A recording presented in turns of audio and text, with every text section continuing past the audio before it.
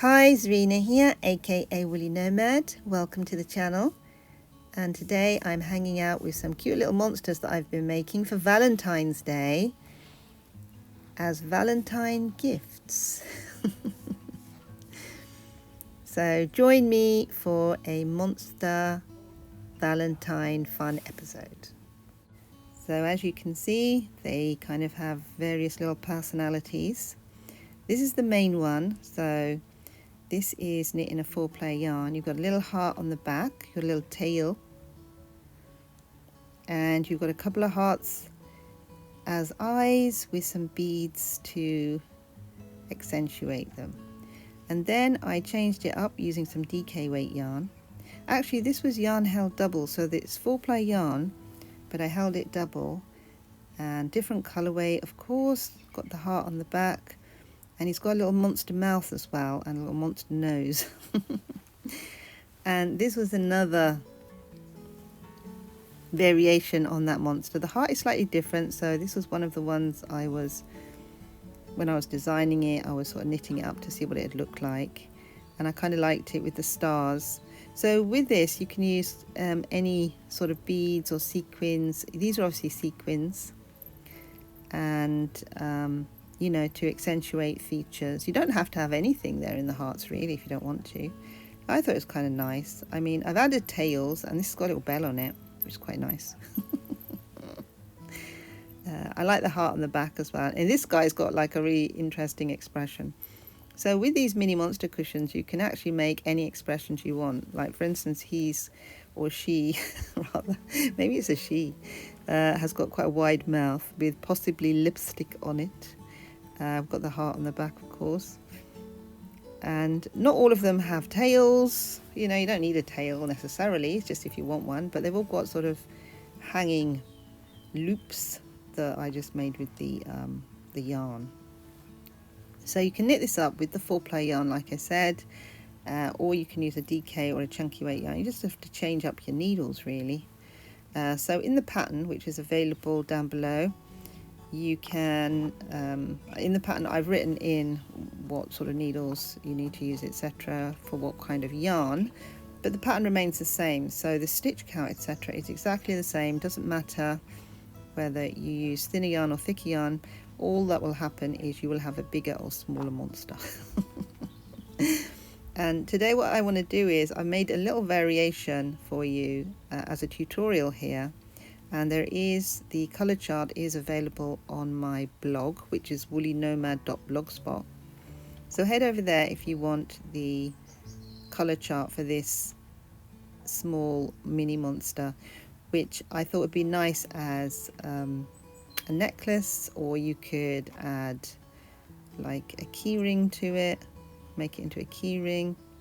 So it's a little bit smaller than the others. The others are maybe something for, you could hang in the car or sort of hang in your house somewhere, but this one you could use on your person or on your bag as a bag chain, or even a progress keeper, depending on what kind of finding you add to it or what kind of jewelry you add to it.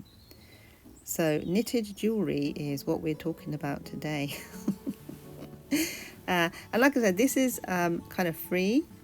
The mini monsters, you will find the pattern will be linked to my Ravelry and Etsy sites, and also on my woollynomad.blogspot. Now originally the mini monster came into being with this little monster called Bluey, and it was to teach you how to knit.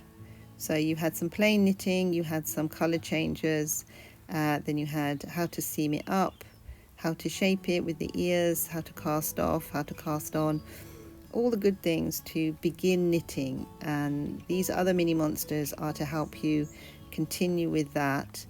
And in this case it's color work knitting, color work, and in some cases intarsia, because with the larger monsters you can knit the front and back separately if you want to.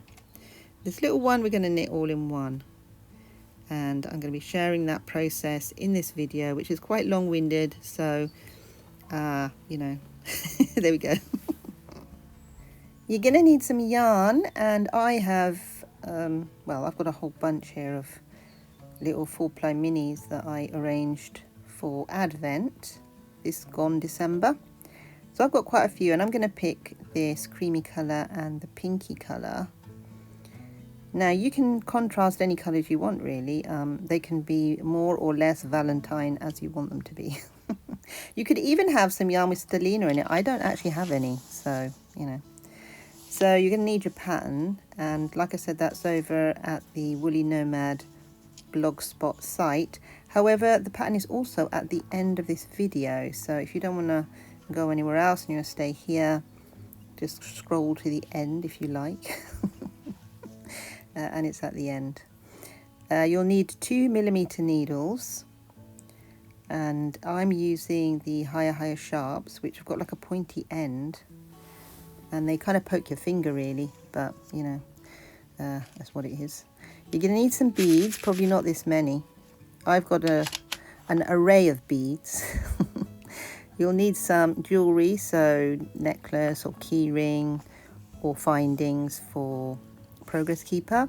Then you're going to need some needles, so you'll need a big eye needle, and you're going to need a beading needle. Now if your bead is, if the bead hole is kind of big, you probably won't need a specific special needle for beading. You might just use a normal needle, sewing needle that is. So that's totally up to you as to which beads you use. You can use sequins as well. Normal needles usually go through sequin holes. So what else to say about this little monster? The chart is pretty simple. I've numbered it, rows and stitches. You start from the right and go to the left. The cast on row is not highlighted here, but you will cast on 16 stitches. Then you're going to knit up in stockinette until you get to the colour work. The main colour is represented as yarn A, and in this case I've highlighted it as blue. My little monster, it's purple. And the pink colour is yarn B. The monster is knit flat. I'm using a circular needle, but I'm still going to be knitting flat, so you can use pins if you want to. You don't have to use circular needles if you don't want to use them. In this tutorial you will find on-screen instructions, as you can see here, for the cast on. And I have taken it slow, so I'm going to the end of the rows, etc. So any newbie knitters hopefully will be able to follow along quite easily. I haven't edited out too much, but some of the knitting I have kind of fast forwarded a little bit here and there, just to make it not so long. But yeah, hopefully it's all quite clear and explanatory visually anyway. But if you have any questions or queries, do pop them in the comments down below and I will definitely answer them. And I'm going to leave you all with a bit of music so you can get on with the knitting, and I will see you next time.